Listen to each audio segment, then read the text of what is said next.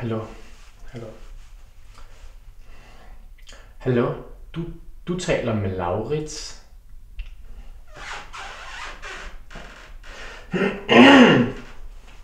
Lav.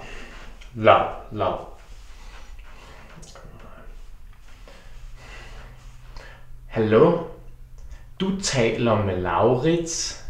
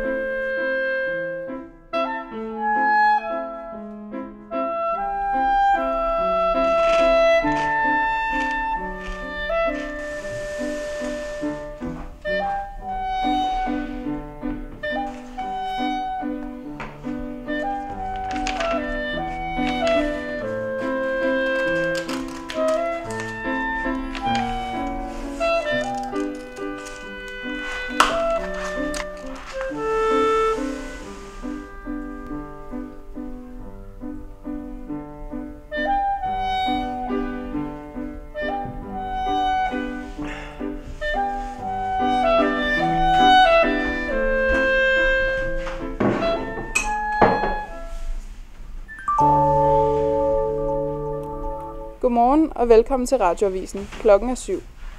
Endnu en gang er danskerne blevet kåret til verdens lykkeligste folkefærd. Ifølge antropolog Ditte Bisgaard er der flere faktorer, der spiller ind. Befolkningen værdsætter velfærdssamfundet, som gør, at de føler en form for tryghed, og derudover mener danskerne også, at de er et frit folk, som kan gøre hvad.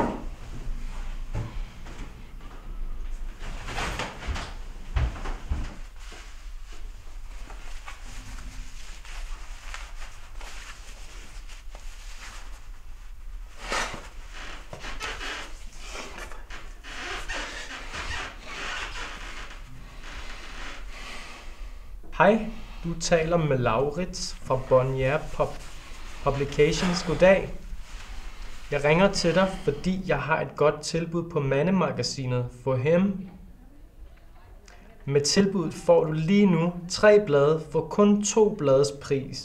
Det lyder da meget godt, ikke sandt? Nej tak. Det lyder da meget godt, ikke sandt? Ja, det lyder da meget godt. Men din stemme lyder bedre.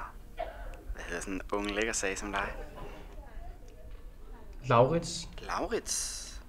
Sådan en har jeg aldrig prøvet før. Kan jeg ikke tegne et abonnement på dig? Jeg kan lige forestille mig, at du har en ung og saftig krop. Og dine baller. Åh gud, de er sikkert faste som stål. Det lyder da meget godt, ikke sandt? Ja, nu må det fandme stoppe. Græsslåmaskinen løber tør for benzin, og konen vil servere kaninæd til i aften. Det er da kraftedeme ikke noget at servere for en mand. Og så er det fede svin over i nummer 9. Han er ude på sin skide tuba non-stop i en hel time. Hvad fanden ligner det? Og så ringer du med dit lortetilbud, dit ligegyldige menneske. Du må godt nok have et sørgeligt liv, din bøsserøv. Jeg ringer til dig, fordi jeg har et godt tilbud på mandemagasinet For Him. Med tilbuddet får du lige nu... Er det godt med dig? Hør nu her, knægt. Jeg er dødtræt af at blive ringet op i tide og utide af sådan nogen som dig. I har alle sammen et rigtig godt tilbud. Men oplyser I nogensinde om alt det med småt? Nej du, da jeg var ung, der var sat en ærlig sag mellem køber og sælger. Der var ikke noget fordækt i det. Undskyld, det var ikke en mening af... Hvorfor siger du undskyld? Siger du også undskyld til fruen derhjemme, når hun laver klumper i sovsen? Nej. Nå, nej, spøj til side. Du sagde, du havde et tilbud. Jamen, så lad mig da høre det. Ja. Med tilbuddet får du lige nu 3 blade for kun 2 blades pris. Det lyder da meget godt, ikke sandt? Det lyder da meget godt, ikke sandt? Nå, det var måske nu, jeg skulle svare. Jamen, sig mig engang. Læser du altid dine tilbud op på den måde? Hvad gør du så, hvis folk ikke svarer? Går du så bare i stå? Ja...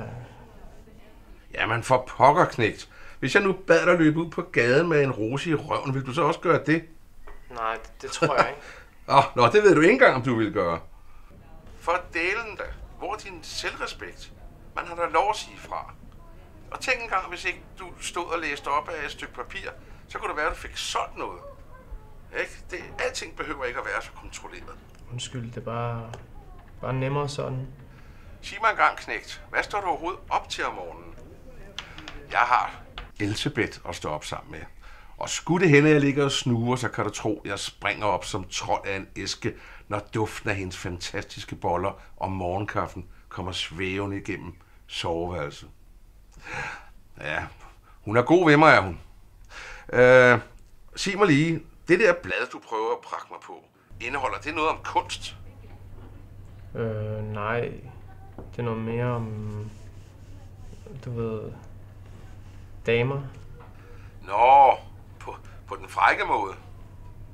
Næh, jeg er mere til det skønne ved kvinder. Deres frodige former, det sanselige glød, og den berusende duft, og det fortryllende hår, der falder ned over den bølgende barm.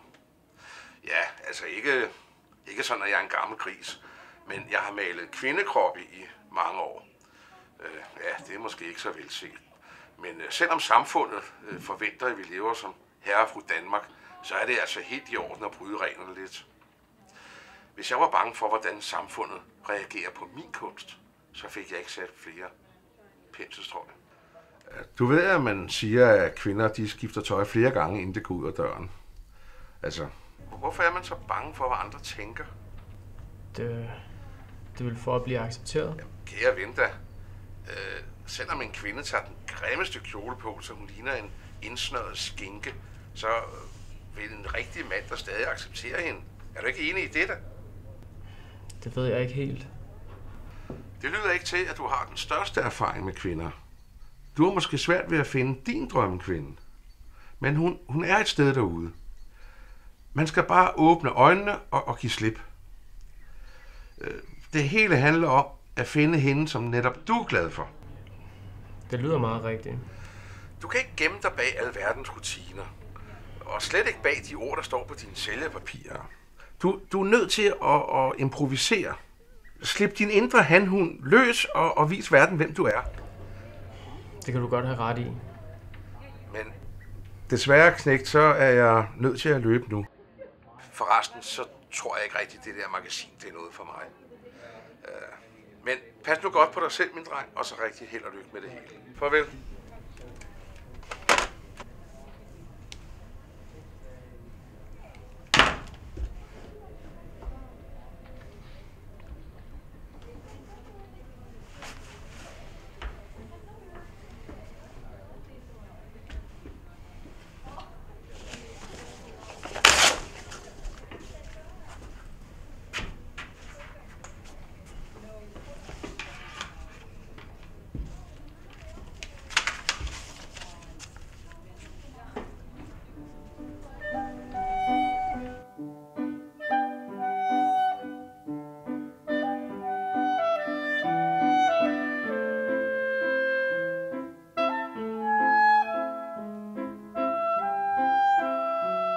Er alt, som det skal være herinde?